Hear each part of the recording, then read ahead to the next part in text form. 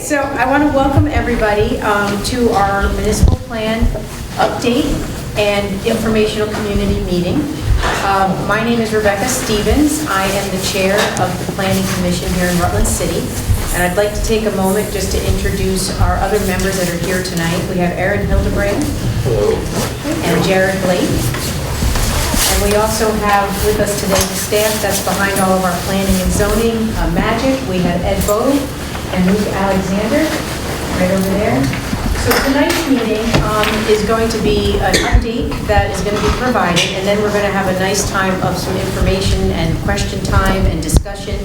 And it's really just about looking at and answering questions and getting more input on what we want Rutland City to look like moving into the future. So this is very exciting. This is the fun part of planning that we all like to be part of, and we're grateful that you're all here tonight. And I'm going to turn it right over to Michael Allen. He is with Regrowth Planning, and he is the consultant working with the Planning Commission on this, and I'm going to turn it right over to Michael. So please welcome him. Thank you. Thanks everyone for coming out today. As Rebecca mentioned, my name is Michael Allen with Regrowth Planning. My role in this process is really to assist the Planning Commission and the city with an update to the city municipal plan. And as mentioned, many of the folks on the Planning Commission are here with us right now. They're eager to hear what everyone has to say, try and get some input. And I'm just glad that we all have this opportunity to have a community discussion about what you'd like to see for the future. Now, municipal town plans really act as a guidestone to a community. They serve as an official sort of policy-making instrument for the city for planning and future policy. It covers topics such as land use, zoning, transportation, infrastructure, roads, housing, and so forth, and really sort of sets the tone for what the future of the town and the city is supposed to look like and achieve. So it's an opportunity for us to sort of take stock in where we are right now and try and assess how things are going and how do we want to adjust to the future. And once adopted, those plans really have to be followed by the city. The city can't do anything that contravenes what the policies and goals are of that plan. So it acts in many ways as a steering mechanism or a guide rail to get the town going and the city going in the right direction. So all of this adds up to the overall vision of the community, and that's why these plans are important. Because there's a lot of information involved in all of this process, and the process is slated to take about a year to complete, we've set up an information page which acts as sort of a central clearinghouse for everything, so you don't have to go digging through the city website looking for all the info. Right now, if you visit that site, this is what it looks like right now, a Rutland City Municipal Plan Update. The address to get to it is www.tinyurl.com Rutland City Plan. Try and keep it pretty straightforward. I'm going to take this web address and put it down in the corner, which is now, I realize, blocked by the closed captioning, but it'll be down there for the rest of the show, so in case you need to reference it later on. So, on this informational web page, we have just general information about what it is that we're trying to accomplish, how this process will work. We have a section on latest announcements, so you can check and see what's the next step in the process and what's going on. We have a timeline and schedule of how we expect or anticipate this process to roll out. And we have also links to many background documents that might be useful for folks to sort of catch up on some of the things that have happened, including the current plan right now, adopted in 2020, city zoning map, the land development regulations, which were just updated, as well as several other studies, a hazard mitigation plan, and housing needs assessment, and some other reference documents, which are useful background to a lot of this discussion. We're putting them all in one place so that you have access to find those pretty easily. We will also have, this meeting is being recorded right now, so we're going to have a recording meeting video up probably tomorrow, I'll say. So if you know anybody who missed tonight's meeting, wasn't able to attend, we should have this video up tomorrow for them, as well as some meeting notes in a couple of days when I'm done going through everything. We'll have meeting notes. And then as we get farther along in the process, as we start to prepare some draft materials, we'll also start to post those here on the webpage so that the public will have an opportunity to look at stuff in advance before we have a meeting and so forth. And that way, you have a little bit of opportunity to review things. And lastly, it also has at the bottom of the page a sort of frequently asked questions section, which covers a lot of the general questions that people generally have about processes like these. So another part of the web page that we've set up is an online questionnaire and comment form. And the idea behind this is really act as the main sort of tool for collecting information from the public. The idea is to make it as accessible as possible to as many people as possible. And it will serve a couple of different functions. One, it's collecting input on a number of questions that we're interested in getting specific input on, and it's also acting as just as a comment form. So later on, when we post draft materials and you have a comment about, you know, some ideas that we've posted, you can put in some comments and send it to us. All these comments will come to me. So the online questionnaire and comment form, you can reach it by clicking this yellow button here on the web page. And when you do that, it will bring you to another page I'll show you in a second. It allows you to provide early input on the plan and submit comments throughout the process. When you click on that button, it brings you to a page that looks essentially like this. And it starts with a question asking, are you a resident of Rutland City, property owner in the city, business owner in the city, or are you from the town or surrounding areas? And then it begins to ask a series of open-ended questions where you can write in your own responses. It only shows one line right now, but as you start to type, the space gets bigger and it will allow you to write much more. Just please don't go all like crazy manifesto on me. I appreciate that. So ask a couple of open-ended questions which we're hoping to get input on, and then there's at the bottom there's a space for other comments, or any other comments you might have. Maybe you got back home and you thought, oh, I should have mentioned this at the meeting, or somebody has an idea, response to some of the draft materials that we've posted. You can put that in here, send it along. Then the optional is an email sign up if you want to be on an email list to be notified of any announcements we might have. I find it useful in case we have to postpone or reschedule a meeting because of bad weather, as we surprised like we have tonight. So that way I can send out an email blast to everybody saying, hey, look, we're canceling or rescheduling the meeting. It's useful. I promise I won't spam anybody. And then at the bottom, just please make sure you click the submit button at the bottom. Once you do, all responses that are going to be coming in will come to me. I will periodically share those and review those with the Planning Commission as we're working on things.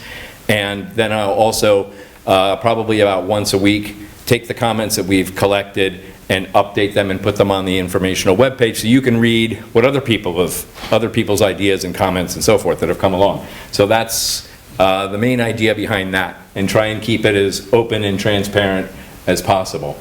I'm going to be advertising this online questionnaire and comment form over the next 2 to 3 months throughout the city to try and get as many people to try and provide input as possible. And the ideas that you guys send in, we're going to use to start to formulate some ideas, some goals, strategies, and so forth for the plan. So just briefly what our schedule looks like right now. Tentatively, this is subject to change, but what we'd like to do right now, the project started in November. We're having this public meeting right now here in February. Throughout, I'd say March and April, we'll be running this sort of the online questionnaire form, trying to collect as much input as we can from folks. And then after that, in early spring, May, June, develop some draft goals and so forth, working with the Planning Commission based on different facts that's coming in and the public input. Develop some draft goals. At the end of that, we'll have a presentation. It's a public presentation of the draft goals and objectives that we've developed. Get people's feedback, yes, no, do you like what we've come up with or not?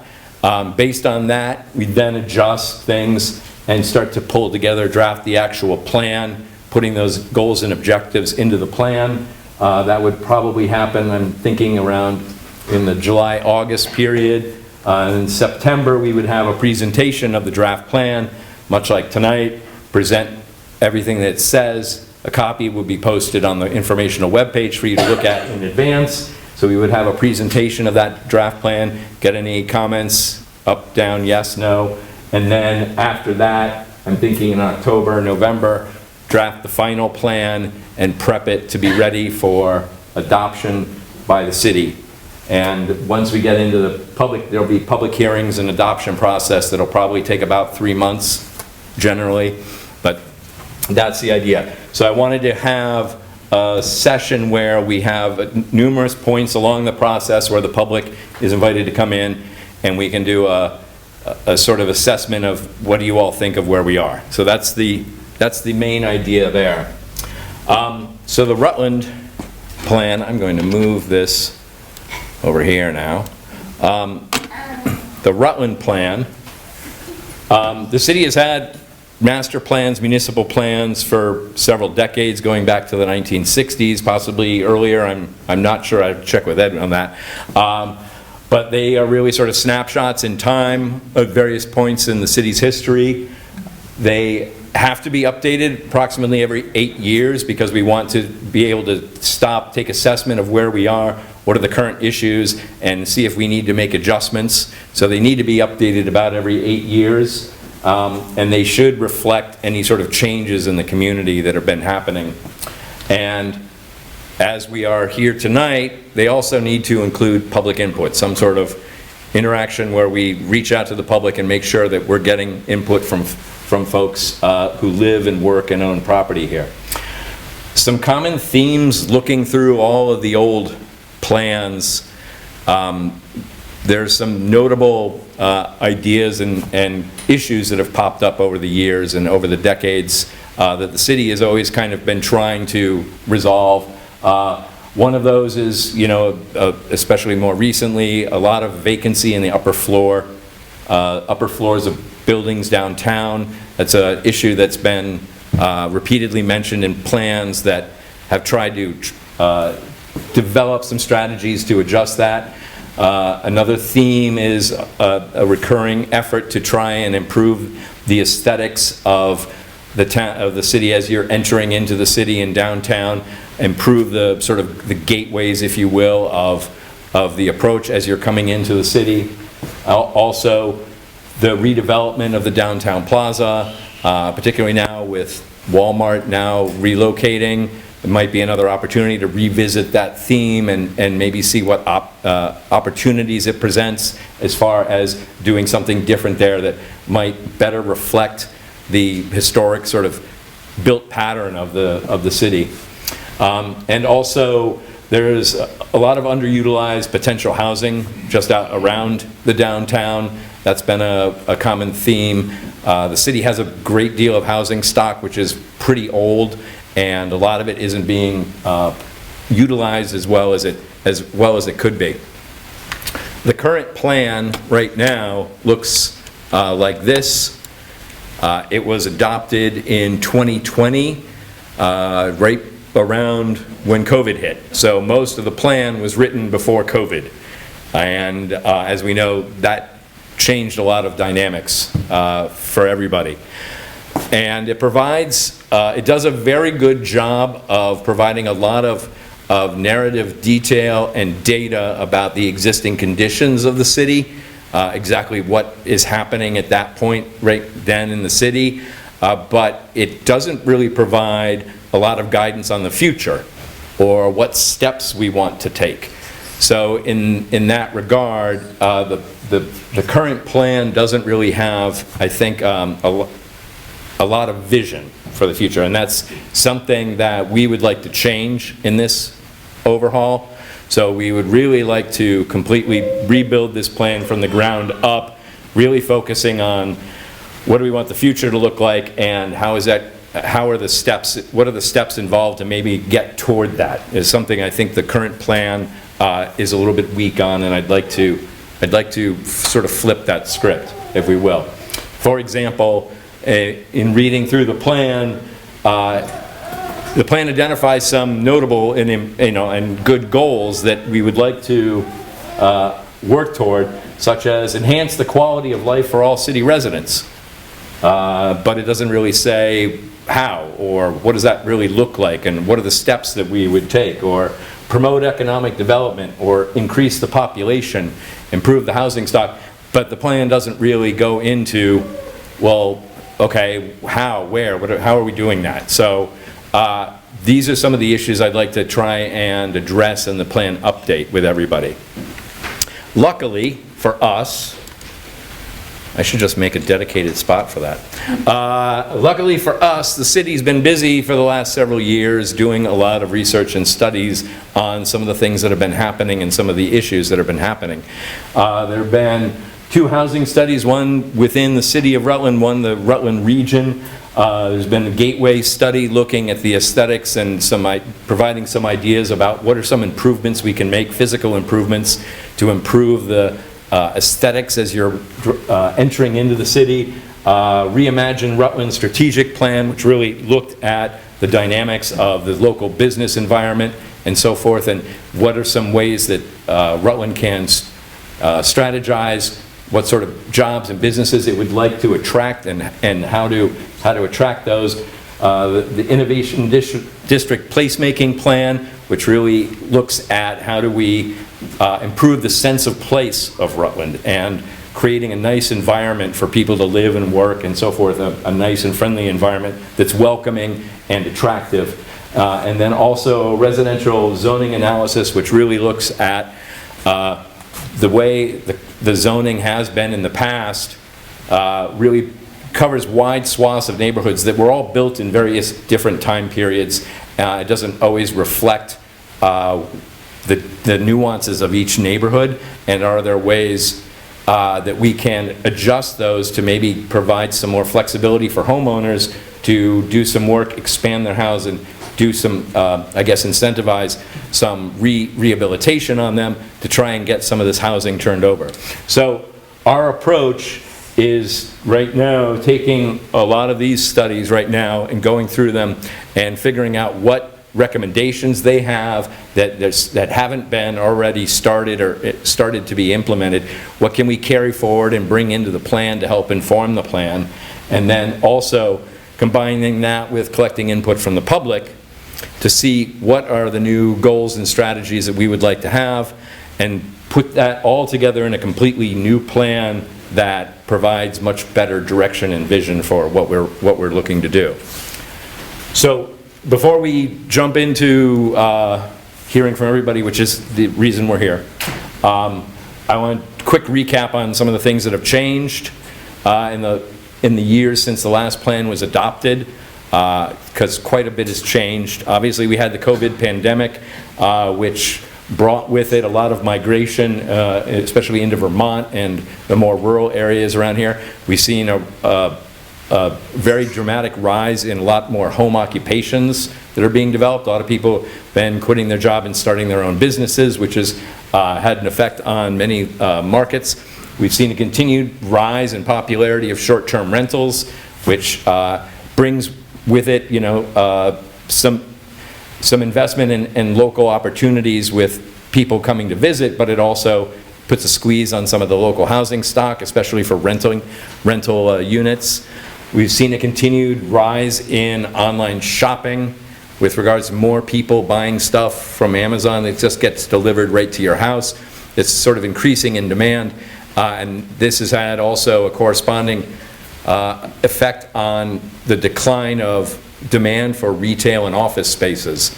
So a lot more retailers right now, in order to compete with the online market, they usually have to be very specialized, providing something that isn't easily available online, or is providing an experience, if you will, as far as the customer experience that they can't get from an online shop, and or having a footprint both as a brick and mortar retail space and having an online presence as well. These are some of the things that folks are starting to have to do to compete with the online market. We're also obviously seeing a dramatic rise in housing costs, Vermont being one of the most heavily influenced or impacted states based on the housing costs issue. This is becoming important, and it's probably going to be one of the biggest issues of the plan, I'm guessing, because a lot of people are finding it just much more difficult, if not impossible, to be able to afford a place to live nowadays. We're also just more broadly dealing with an aging population. Vermont is particularly prone to having an older population than the nation in general. We have a lot of people who are entering or nearing going into retirement age, and we do not have a lot of younger people necessarily to backfill that and take over their space. So there's a need for more younger folks. This is causing a workforce shortage statewide, something that Rutland is going to need to address and be aware of. And that's something that one element of the plan is how to attract and bring in younger folks, younger workers and so forth into the market, because Rutland is going to be competing with all the other places around the region for a lot of these workers.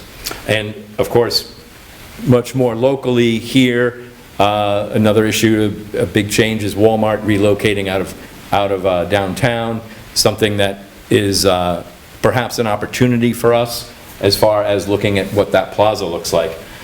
And then some elements of what's new in the city.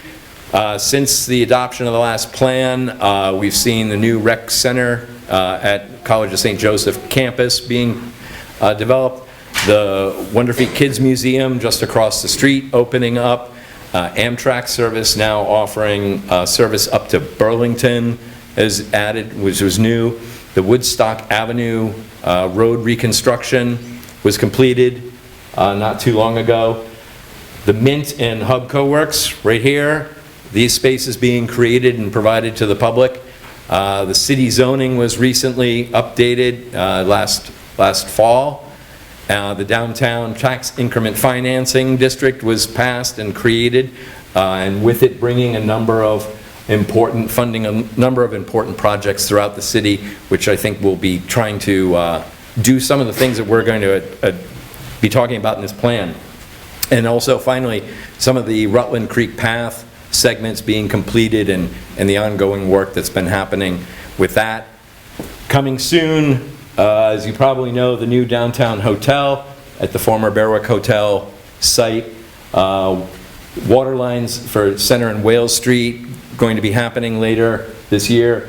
Ongoing with the Paramount Theater restoration. The Richardson building is now being renovated, and the Center Street redevelopment project coming up. So a lot has changed for good and bad, but a lot of things have been accomplished since that, and I just wanted to throw those out there as food for thought as we start to begin this discussion. So in asking folks tonight, what is your vision? We do have already some comments that have come in online through the online comment form. Some samples. One person mentioned we need more free and low-cost activities for teens and more affordable housing. Another person mentioned skate park and public recreation, more easy things for youth to get involved in. And another one, please, can we get some other ideas brewing on a movie theater? This is really a huge bummer. So I thought that was funny. Anyway, so as we pass it over to the audience, I'm going to have a microphone that we're going to pass around so we make sure that local TV station can hear everybody. But I wanted to ask all of you here, what issues do you want to make sure we cover in this plan update? And then perhaps more specifically, what would you like the future of Rutland to be like?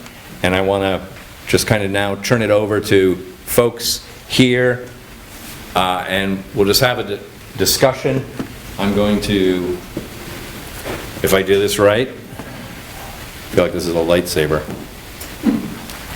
So with that, open it up to discussion. Is there anybody that has any thoughts, comments that would like to go first? Yeah, hold on, let me see if I can get this to you.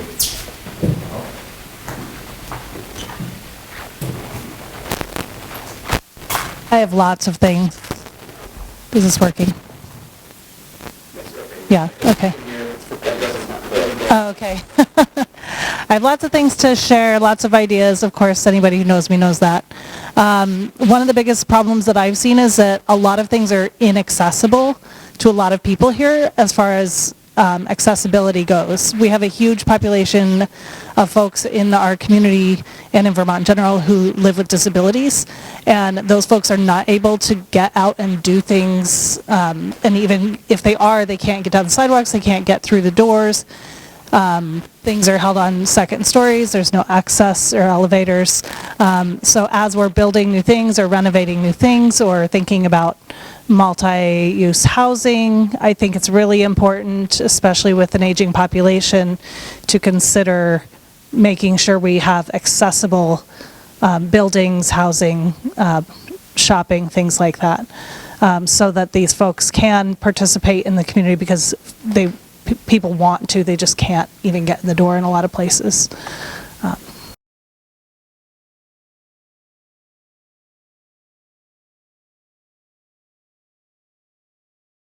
Notice right now is that mostly next to these assets are industrial areas, and that makes sense because I guess back in the day they needed By the water. They needed to be by the water, right?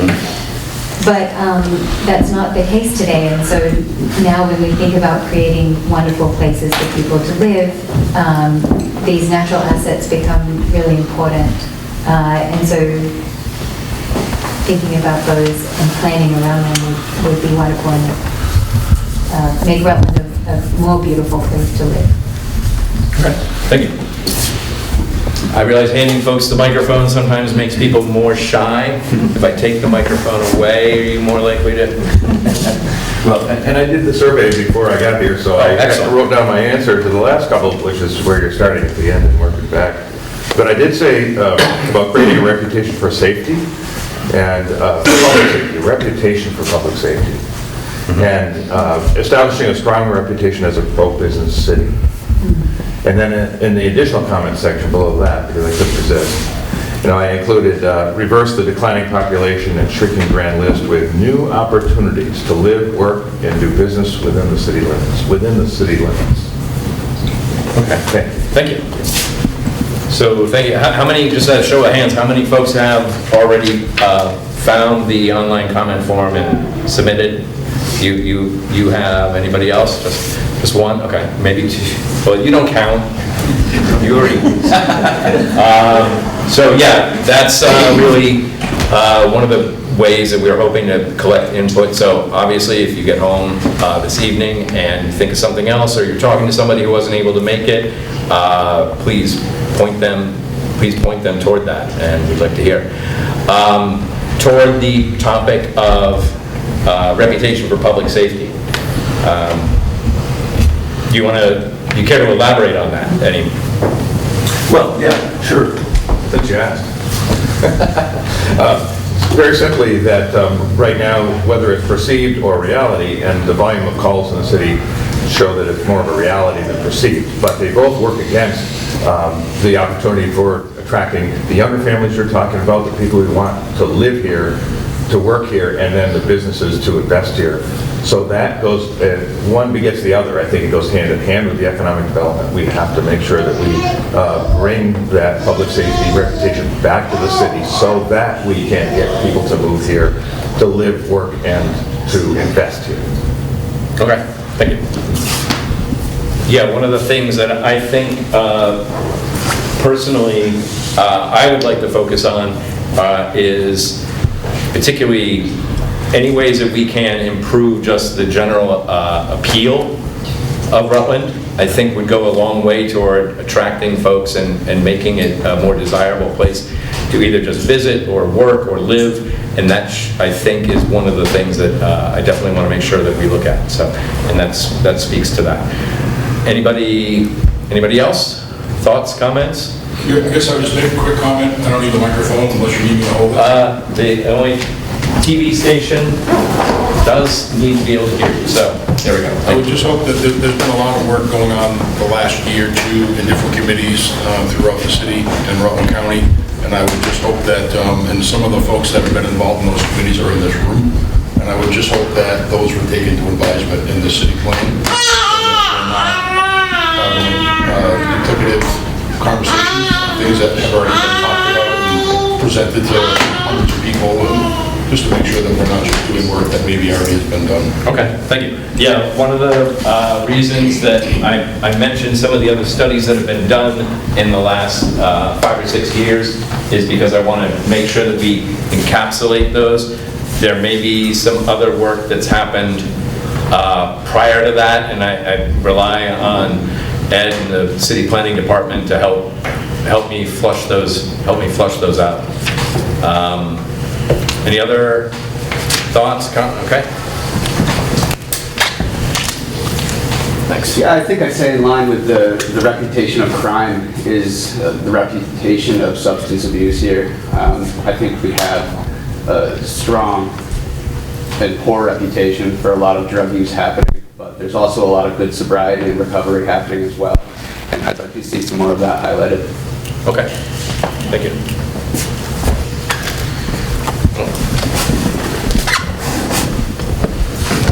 I just co-authored a report on it's a landscape analysis of social connection in Rutland County and how isolation and loneliness are affecting our population. We also did a survey of folks throughout the county, not just for Rutland City. That information could, I think, really help in this planning process, and I'm happy to share that. Disconnection is leading to a lot of isolation and loneliness. So, and in those, that is really the root cause of all these other issues that we're seeing with crime and violence and harmful substance use and, lack of people wanting to move here, or, issues with retaining employees or attracting new businesses. It really all comes down to where are we disconnected, and that isolation loneliness that's driving those factors in we're not able to find sustainable solutions for those things because we have to get under them. So I would really like to work with you all on working with that social isolation, loneliness, and connection, because I think it will help buoy these other things, and it's really, they all come together. They're all connected. Do you mind, because I'm not thoroughly versed in exactly what, as far as the social isolation element of that is, can you give like a kind of a summary or explanation of what it's really about, or? Yeah, isolation and loneliness are two different things. Loneliness is more about the perception, so alone, and then isolation is more of physical isolation or being socially isolated. And so there's a lot of factors that go into that. It comes to inequities, like accessibility and lack of inclusion and things like that. But it's also like we need better transportation, and we need to be really creative about transportation because this is a rural community. So people need to not only get to doctor's appointments and shopping, but they also need to get to social settings where they can be around other human beings and feel less alone. And the more we can do that, where we have places that we can gather inclusively, where everyone can feel like they can be there and feel safe in that space, then the more we can see each other as human beings, the more we don't demonize each other, the more we have a happier, healthier community. And there's a lot of data around this around the world. I'm working with people around the world on this that I could bring to this process. Okay, and I assume COVID probably didn't help with any of that. No, it was all a problem before COVID, and it only worsened with Right. COVID. But we are in an epidemic of loneliness globally right now. Okay, thank you for explaining that. Thanks. Yes, oh, perfect. Make it nice and easy for me. Yeah, when it comes to highlighting the natural assets in the Rutland area, I feel like along Otter Creek, it's such a beautiful river that there's no accessibility for people to actually fish and boat along it. Right. And that could bring so much more interest into the area and other sorts of jobs. And along the same lines of transportation, it's kind of crazy that we have all these bus stops without a single bench or any cover when it's 0 degrees out on a hospital roof and just old people are sitting in the snow. So. Okay. Thank you. Thank you. Any folks? Oh, there we go.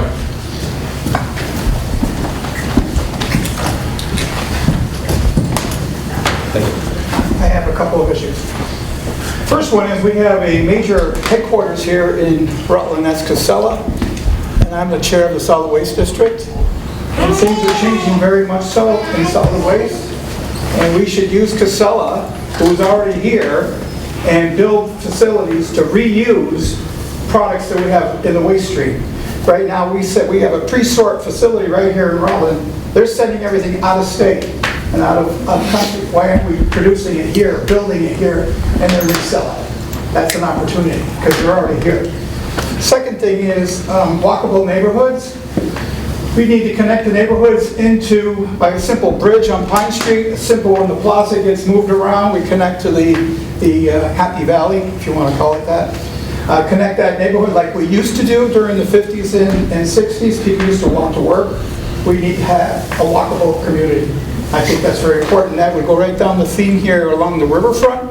We have a waterfront here. People don't realize it. Let's utilize that. Okay, thank you. You mentioned the water.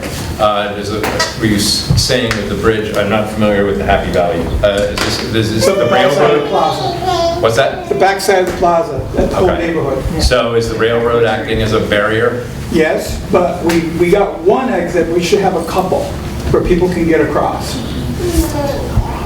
Okay. Sorry, just catching up here. We already have a bike path on the back side of that, but you can only cross in one area. So that's an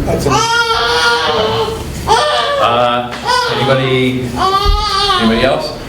Any comments on housing? I was actually expecting that to be more of a topic, not that it's easy solutions, but I want to, I'm skipping ahead here, but while we're on the topic, because I just brought it up, there's a event next week, Wednesday the 18th, to meet the mayoral candidates and also discuss housing, and I want to make sure I get that in right now, just as a reminder to folks, if that's something that you're interested in, we're going to be trying to take part in that, or at least watch that discussion, because we feel that that's going to be interesting, so I wanted to bring that up. Any? I have one more. Oh, and did you also? Okay.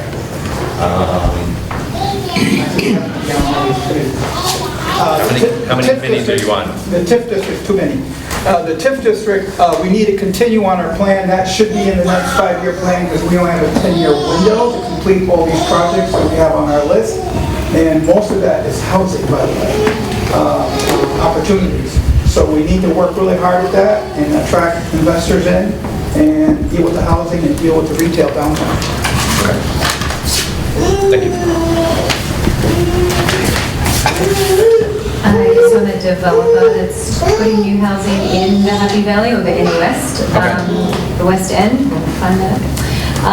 So some things that need to happen for more people to build housing is standardized tax stabilizations. So just a clear pathway to how much tax you're going to need to pay when you're building a $3 million new building. It can't work if you don't get a tax stabilization. We need to work on landlords who refuse to sell vacant buildings. I can give you 4 or 5 stories of people who are trying to buy buildings to turn them into housing, and the landlord either refuses to sell or refuses to sell for a reasonable price and wants to, sell it as is and for hundreds of thousands of dollars. So that could be vacancy ordinances or things like that. And then my third thought on housing is mixed income is really important. This has been shown many, many times that when you mix low income with middle or higher income in the same building, it's better for the tenants, and it's better for the area as well. And it doesn't seem to be our strategy right now. We seem to put it all in the one space. And so that creates pockets Disparity.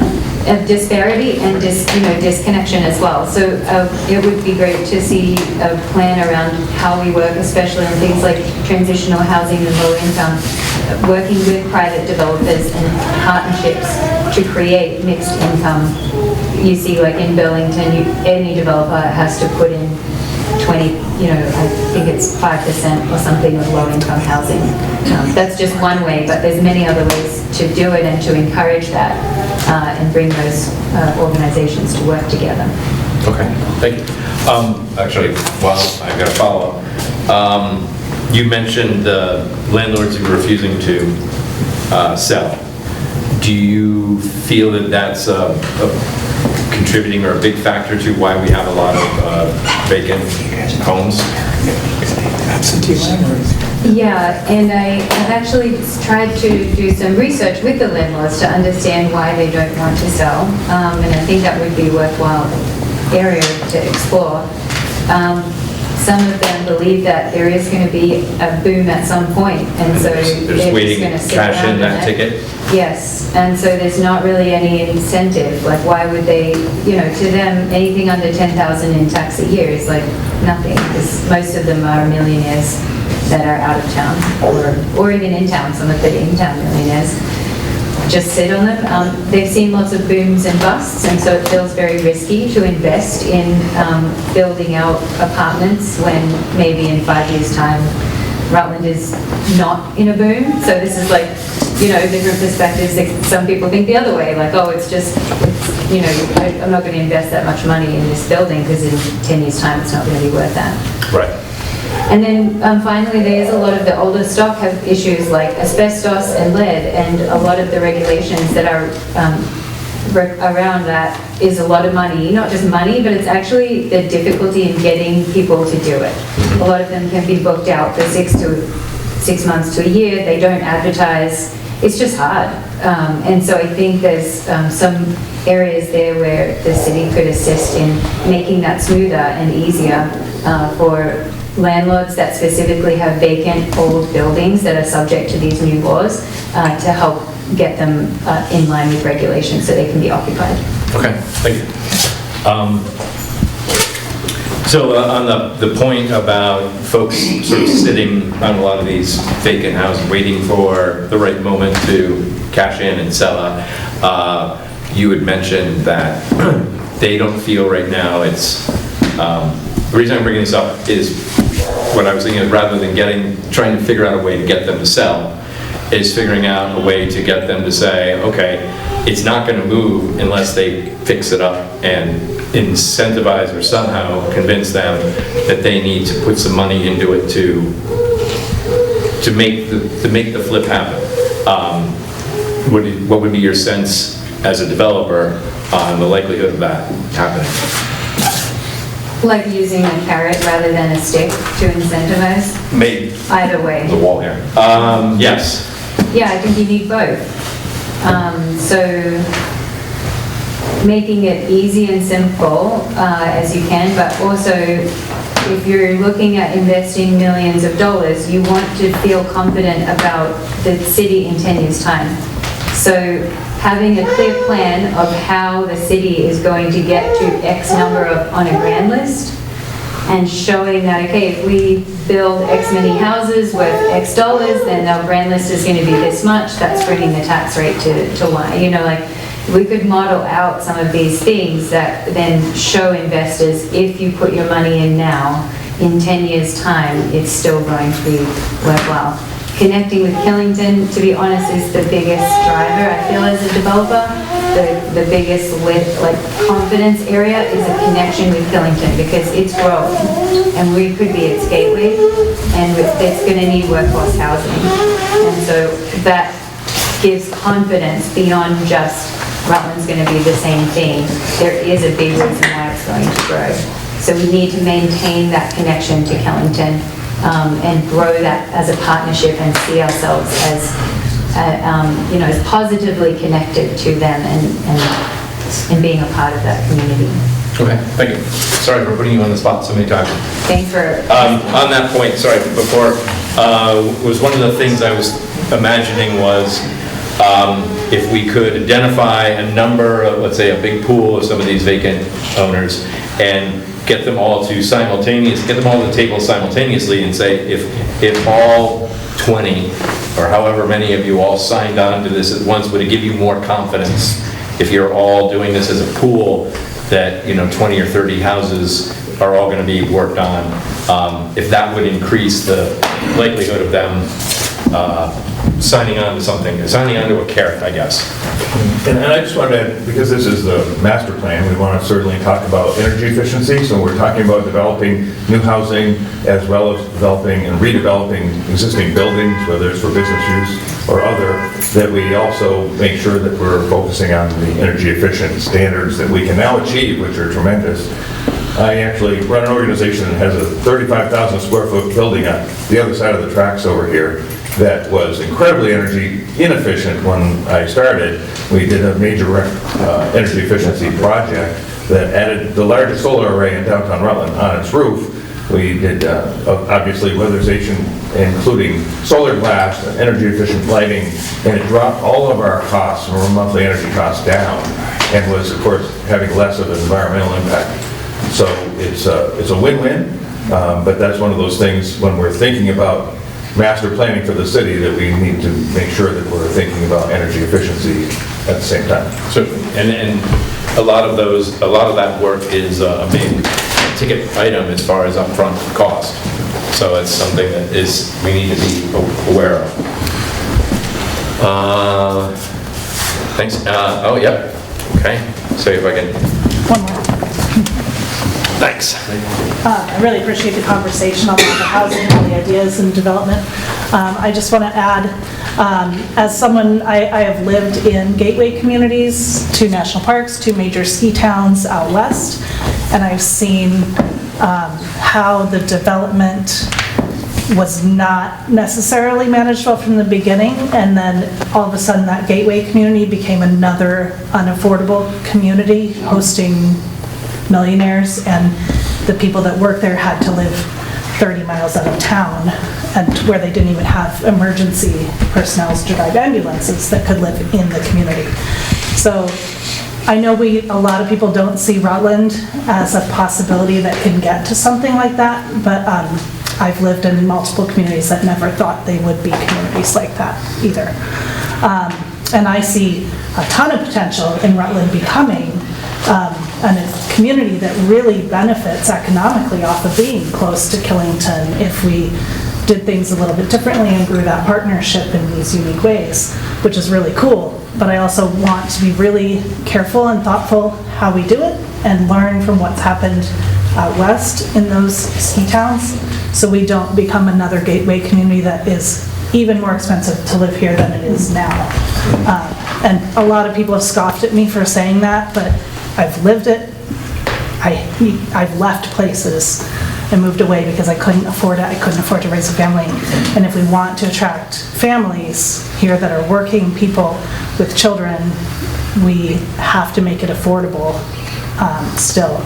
So as we do that, we need to be really, really smart and careful about how we do it. And like I said, look at examples out west, because it's there. But we don't even have to look out west. We can look just down the road half an hour in Manchester. Yes. I mean, Manchester's always been a more expensive place to live, but now it's gotten incredibly worse. Most of the people that work there don't live anywhere near Manchester. They are commuting from Rutland and Killington and Bennington. And people that have lived there for a long time, if they were to sell their house, they can't afford to buy something else and stay in the area. And it's pushed a lot of the locals out. The long-time Vermonters who have been there for a long time now can't afford to live there. Exactly. And that's, you don't have to go all the way to Aspen to see what the effects of that are. So, other comments? Sorry, one more. Yep. Well, I will get to you, but you've had, we got somebody new here. I just wanted to jump on to what you were talking about with energy efficiency, the carrot or the stick. I'm more of a stick fan. Yeah, the carrot is pretty big right now. Yeah. It would be a stick. And really, if you want to see some of these, I've had plenty of interactions with these folks as well. If you want to see what they're going to do to make their property better, it's not what you want done. But just, looking at the building and zoning department, what, you have three people, Mark and two others on building. And something that kind of fell by the wayside recently, I think we discussed, updating the building ordinance, updating, kind of the things that the inspectors are looking at on COs. I think if you look at the city as a whole for certificates of occupancy to see what multifamily properties actually have clean COs, I think you're probably looking at 40 or 50% of them. And there's a lot of these, properties, multifamily properties that are currently occupied or vacant, that don't have safe living conditions, that are incredibly energy inefficient. And really, I think we just, in the city, we don't have the guiding document to enforce it. We don't have it at the state level either, and we don't have the personnel currently to enforce it. If you look at the state, the Vermont Residential Building Energy Standards, there is no enforcement assigned to it other than, hey, you can pursue litigation within 7 years. To loop that in at a city level and adopt, the Vermont Residential Building Energy Standards and adopt that into our city building code, that would be my ideal outcome, and to have folks like Mark going out there and enforcing that, because the state's plan is to have Division of Fire Safety do it, and they can't, unfortunately. I think you'll see a lot of, I do weatherization full-time. I get phone calls from new homeowners all the time. Hey, I closed on my house last week, I have pipes freezing. And it just got turned over, it just got done. There was maybe a CO done, but then not pre-drywall. And you're setting these new homeowners up for absolute failure. For a new home or old home? For an 1890s house that was deep energy retrofit. Yeah, new by Vermont standards. Yeah, not the 1700s, 1890s, the golden age. But I'm talking deep energy retrofit, not a deep energy retrofit, just a deep gut renovation rehab, and you've got 3-inch fiberglass and missing vents and everything. Zero insulation, places with loads that are excess of 90,000 BTUs per hour.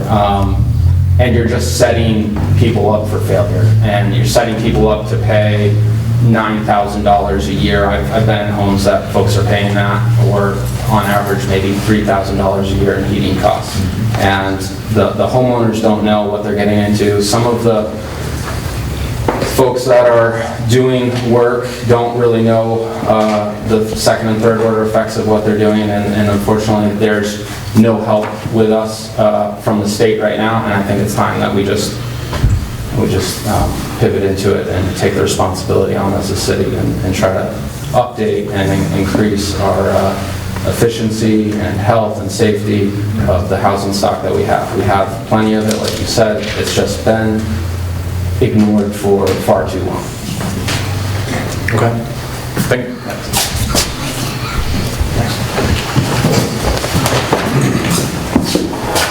In the next 5 years, we need to continue to invest in our infrastructure, the water and wastewater systems.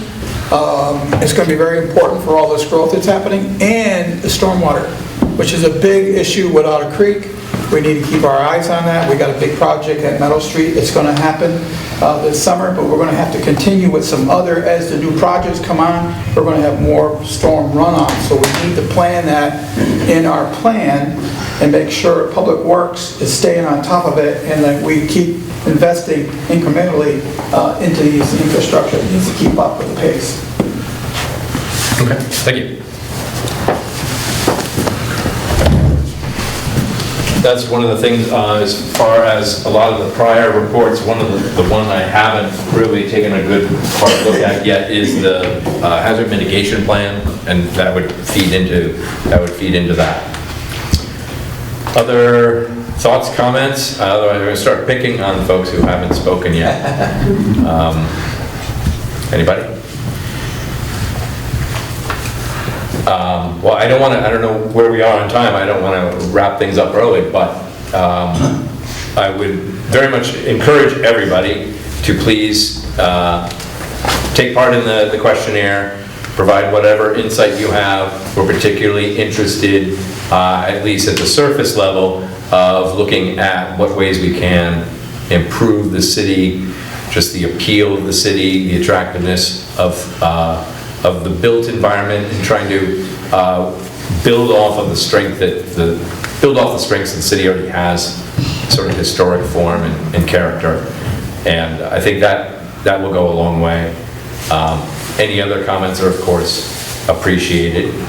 And I also encourage folks to just spread the word, keep it in mind, because it might be a couple of weeks from now you'll be on your way to work or something, and you'll think of something and you'll be like, oh, here's an idea. And when you get to the office or wherever, send us a comment, and we'd like to incorporate as much of the public ideas as we can. Let me check how we're doing on time. I don't normally run into this issue. Yeah, okay. Okay. So, yeah, but I'm not kicking anybody out. We can stay and chat, and feel free. If you are someone who doesn't like to speak publicly, I totally get it, and that's why I have these boards up here that provide some teaser questions just to get folks thinking. Feel free to leave any sticky notes with ideas and so forth that you have if you don't feel like speaking up right now. As I mentioned, the notes and videos from this meeting will be posted, the video probably tomorrow, the notes will take me a couple of days, on our informational website. Please encourage folks to fill out the questionnaire. And as I already mentioned, the housing forum next week, Wednesday at, how do I pronounce it, Treviso? Treviso. That sounded much better than the way I said it. That would be good.